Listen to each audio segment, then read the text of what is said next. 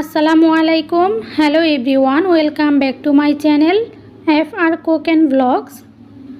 আজকে সাধারণভাবে broiler chicken recipe share করেছি, আশা করছি আপনাদের ভালো লাগবে। ভালো লাগলে ভিডিওতে লাইক, শেয়ার, কমেন্ট করতে ভুলবেন না। চলুন তাহলে রেসিপিটি দেখে নিই। এখানে আমি 1 কেজি পরিমাণ ব্রয়লার চিকেন নিয়েছি আর চিকেনগুলোকে রেগুলার পিস করে কেটে পরিষ্কার করে ধুয়ে নিয়েছি।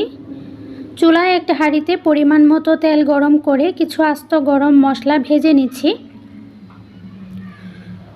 তারপর এর মধ্যে দিয়ে দিচ্ছি পেঁয়াজ কুচি। পেঁয়াজগুলোকেও নেড়েচেড়ে হালকা সফট হয়ে আসা পর্যন্ত ভেজে তারপর দিব 1 টেবিল চামচ পরিমাণ আদা রসুন বাটা এবং 1/4 কাপ পেঁয়াজ বাটা।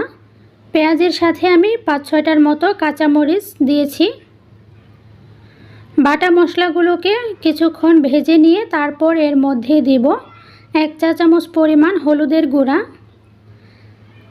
1.5 চা চামচ লাল মরিচের গুঁড়া, 1.5 চা চামচ ধনিয়ার গুঁড়া, 1 চা চামচ লবণ এবং 1 চা চামচ জিরা। সামান্য পানি দিয়ে মশলাগুলোকে ভালো মতো কষিয়ে নিব।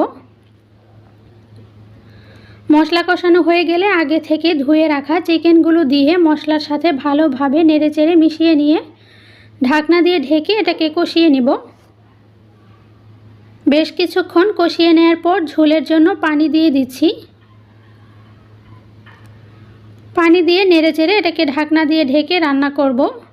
কিছুক্ষণ পর 1 চা চামচ গরম মশলার গুঁড়া দিয়ে এটাকে আরও ঝোল ঘন হয়ে আসা পর্যন্ত রান্না করে নেব। তো এইভাবে সহজ উপায়ে আপনারা ব্রয়লার চিকেন রান্না করতে পারেন, খেতে বেশ ভালো লাগে। রেসিপিটি ভালো লেগে থাকলে ভিডিওতে লাইক, শেয়ার, কমেন্ট করবেন। সবাই ভালো থাকবেন, সুস্থ থাকবেন। আল্লাহ হাফেজ।